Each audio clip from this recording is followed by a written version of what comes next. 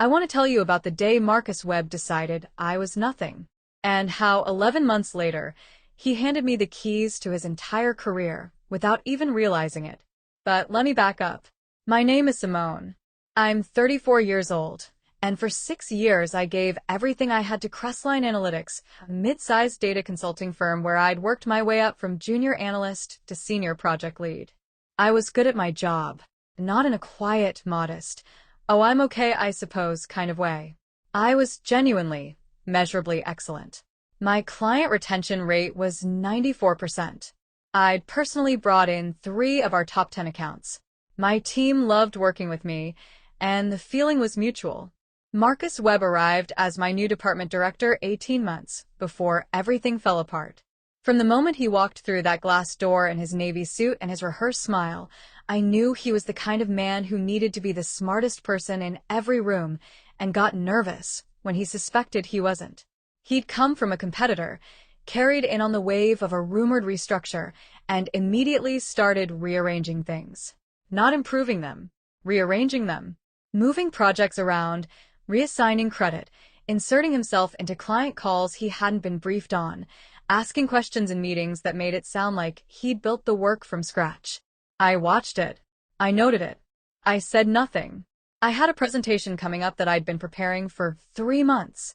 The Halcyon Group pitch, our single biggest prospective client of the year, a financial services firm that could mean a $12 million contract and would almost certainly lead to 2 more. I had lived inside that pitch. I knew every data point, every risk projection, every counterargument their procurement team might throw at us. I had rehearsed it with my team so many times that my colleague Priya could deliver it in her sleep. 2 days before the presentation, Marcus called me into his office. "I've been reviewing the Halcyon materials," he said, leaning back in his chair with the particular ease of a man who has never once worried about being perceived as arrogant.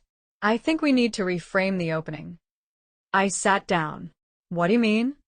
"The way you've led with the risk analysis, it's a little defensive. Like we're already apologizing. I want to open with the growth narrative." I took a breath. "Marcus, their procurement lead specifically told our relationship manager that they'd been burned before by firms who overpromised growth and underdelivered on risk. They want to see the risk analysis first. It builds trust." He looked at me in a way I'll never forget, like I was a child who had said something sweet but incorrect. "I think you're reading them wrong." I spoke to them directly. "I have the call notes." "Simone," he smiled. "I've been doing this for 15 years. I know how to read a room." I left his office with a knot in my stomach that wouldn't go away. The night before the pitch, I stayed until 10 reworking the deck to Marcus's specifications while keeping a copy of my original. I told myself it would be fine.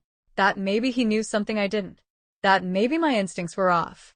They were not off. The Halcyon presentation was held in their downtown boardroom on a Tuesday morning in March, one of those cold, bright days that feels like a warning dressed as sunshine. There were 9 people on their side of the table. I recognized their CFO, 2 procurement leads, and several department heads. Marcus had invited 4 people from our side: himself, me, Priya, and our head of client services, a man named Dale, who mostly nodded in agreement with whoever was speaking. Marcus opened. He was polished. I'll give him that. He commanded the room with an ease that came naturally to him. The growth narrative he'd insisted on was bold and punchy, and, for the first 4 minutes, it had the room leaning forward. Then their CFO, a woman named Helen Park, raised her hand. "Before we go further," she said, "I want to understand your risk mitigation approach." That was our primary concern coming in. Marcus smiled. "Absolutely. We'll get to that." "No, I'd like to address it now, actually. It's the lens through which we'll evaluate everything else you present." I watched Marcus's smile stay perfectly in place, while something shifted behind his eyes. He pivoted. He tried. But he didn't have the fluency with the risk data that I had because he hadn't built it. He stumbled through 2 slides that were no longer in the order they needed to be in, gave a vague answer about comprehensive safeguards, and I watched Helen Park write something in her notebook and underline it. I knew what that meant. We were losing them. And then Marcus did the thing I will never, as long as I live, forget. He turned to me. in front of the entire room, 9 clients and 3 colleagues, and said, in a voice designed to sound casual but landed like a blade, "Simone, I know you put the original risk section together.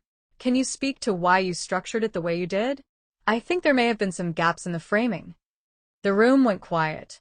I felt the blood leave my face and then rush back into it. He had just, in front of a $12 million client, implied that I had made errors in my own work, that he, graciously, had tried to correct them, that any problems with this pitch were mine. Priya, sitting beside me, went very still. I had a choice to make in the space of about 3 seconds. I could stay quiet. I could deflect. I could do what many women in that moment are trained by a lifetime of professional conditioning to do: smooth it over, protect him, take the implied blame on the chin, and move the meeting forward. Or I could do what I actually did. I straightened in my chair. I looked at Helen Park, and I said, calmly and clearly, "Actually, I'd love to walk you through the original risk framework. I think it will address exactly what you're looking for." I didn't ask Marcus. I didn't look at him. I opened my laptop, pulled up my original deck, the one I'd saved, connected it to the display screen, and I delivered the next 40 minutes of that presentation as if I had never been interrupted. I addressed every concern Helen Park had raised. I walked them through the risk-adjusted growth models, the scenario analysis, the 3-phase implementation timeline with built-in contingencies. I answered every question with precision. When their head of operations asked something I needed a moment to think through, I said, "That's exactly the right question. Give me 30 seconds." And I gave him a thorough answer instead of a fast one. When it was over, Helen Park looked at me and said, "This is the most prepared pitch we've seen all year." We got the contract. In the car back to the office, Marcus said nothing to me. His jaw was set in a way that told me everything about what was coming. That afternoon, he called me into his office and closed the door. "What you did in there was inappropriate," he said. I looked at him. "I closed the deal. You undermined me in front of a client. You implied I had made errors in my own work. In front of a client." I kept my voice level. I corrected the record. "Simone, I was trying to manage a difficult moment. By blaming me for the difficulty you created." I paused. "Marcus, I'm not going to argue about this today. I think we're both tired. But I want you to know that I'm not going to pretend that didn't happen." I left his office. That night, I wrote everything down. The conversation before the pitch. His changes to the deck. What he said in the boardroom. Word for word, as close as I could reconstruct it. Priya's name as a witness. The date, the time, the room number. I saved it on a personal device. I did not know yet that I would need it. But something in me, some instinct that every woman who has ever worked under a threatened man eventually developed. The weeks after the halcyon win were strange. I was praised publicly by our CEO at the company all hands. The contract was announced company-wide with my name attached. Marcus stood in the back of the room during that meeting with an expression I can only describe as composed hostility. And then, slowly, things started to change. I was removed from the follow-on halcyon work and replaced with a colleague who was less experienced. Marcus told me it was to develop the team. I was taken off a new pitch committee I'd been invited to join, scheduling conflict on my end, he told me via email, with no further explanation. A performance review that was due in April was pushed to June with no reason given.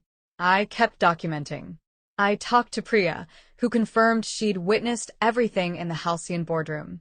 I talked to 2 other women on the team, quietly, carefully, and learned that one of them, Adeola, had her own history with Marcus that had never been formally raised. In June, Marcus sat across from me with a performance review that described me as occasionally resistant to collaborative direction and rated my leadership as developing, the same rating given to analysts in their first year. I read it once. I looked up at him, and I said, "I'd like to respond to this formally." He blinked. "Of course. That's standard procedure. I'll have my written response to HR by end of week." I had already spoken to an employment attorney, not because I knew for certain what I was going to do, but because I believed in being prepared. She'd reviewed my documentation and told me, in the careful language of someone who has seen many such situations, that what I had was compelling. My written response to the performance review was 11 pages. It included a timeline of events beginning with a halcyon pitch, documented instances of being removed from projects following the boardroom incident, the email trail showing the delayed review, statements from 2 colleagues willing to corroborate specific incidents, and the revenue I had directly generated for the firm in the past 18 months. I submitted it to HR on a Friday afternoon. The following Tuesday, I was called into a meeting with HR and the COO. I sat down with my notes, my attorney on standby by phone, and the particular calm that comes from having done everything right and knowing it. I won't walk you through every detail of the 3 months that followed, because some of it is still sensitive and some of it belongs to people other than me. What I will tell you is this. An investigation was opened. HR interviewed 6 people. Adeola came forward with her account. 2 other colleagues, people I hadn't even spoken to, volunteered information independently. Marcus was placed on administrative leave in September. By October, he was gone. There was no dramatic firing scene. There was no public announcement. One day he was there and one day he wasn't, and an interim director sent a brief, neutral email thanking him for his contributions and wishing him well. The kind of email that says everything by saying nothing. I did not celebrate. I want to be honest about that. I had a glass of wine at home that night with Priya, and we sat mostly in silence, and I felt something I can only describe as the particular exhaustion of having been right about something you really, really wished you'd been wrong about. Because here's what people don't tell you about that kind of indication. It doesn't erase the months of quiet erosion. It doesn't give back the halcyon follow-on work, or the pitch committee, or the version of that spring where you just got to do your job without having to document everything and brace yourself and prepare for battle. The win is real. The cost is real too. In January, this past January, I was promoted to Director of Client Strategy. It's the role I had been building toward for 3 years. The role that, if things had gone differently, Marcus would have continued blocking indefinitely. On my first day in the new title, I gathered my team in the conference room. 8 people, including 2 who had been on the team during all of it and knew the full story without needing to be told. I didn't make a speech about resilience or overcoming adversity. I'm not that kind of person and they're not that kind of team. I said, here's what I want us to do this year. And I told them. Specific goals, specific strategies, specific ways I intended to make space for each of them to do the best work of their careers. Then I asked what they needed from me, and we got to work. I think about Marcus sometimes. Not often and not with anger. That's too much energy to give to someone who took enough from me already. But I think about him.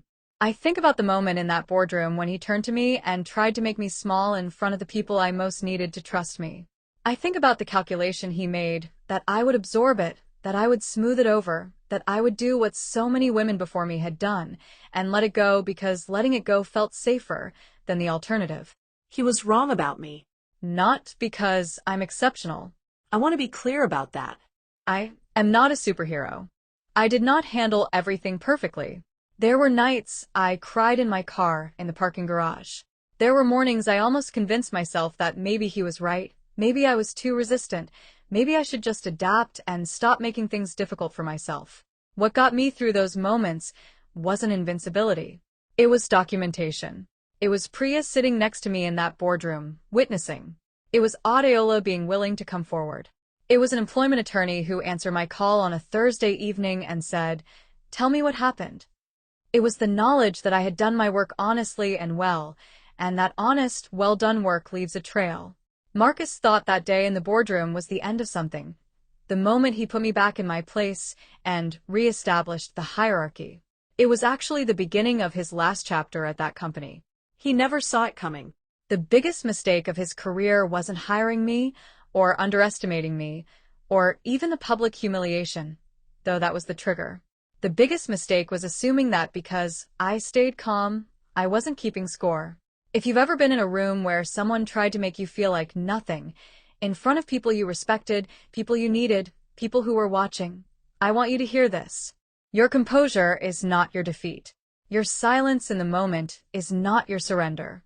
And the record you keep, quietly, carefully, with dates and witnesses and your own name written at the top of every page, is not paranoia. It's strategy. Stay calm. Do the work. Document everything. And wait.